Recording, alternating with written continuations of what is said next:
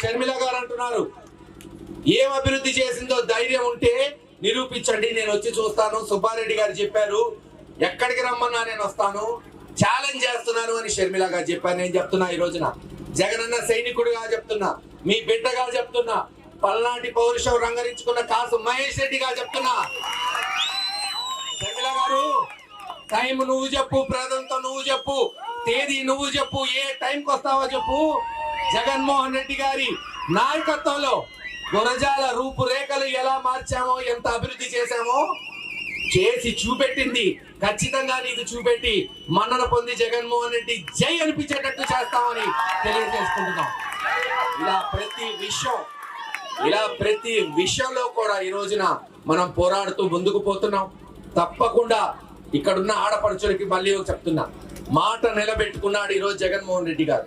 మీకు మాట ఇచ్చిన ప్రకారం డ్వాక్రా రుణమాఫీ చేసి వడ్డీతో సహా మీ రుణాన్ని చెల్లించి ముందుకు వస్తున్నాడు. 2 నెలల్లో ఎన్నికలున్నాయి. మాట నిలబెట్టుకున్న వ్యక్తిని, మడమ తిప్పని వ్యక్తిని, మీ బాగోగులు కోరే వ్యక్తిని, మీ కష్ట సుఖాల్లో పాలు పంచుకునే వ్యక్తిని ముఖ్యమంత్రి చేయవలసిందిగా ఫ్యాన్ గుర్తుపై ఓటేసి అఖండ మెజార్టీతో వైఎస్ఆర్సీపీ పార్టీని గెలిపించవలసిందిగా కోరుకుంటూ సెలవు తీసుకుంటున్నాను.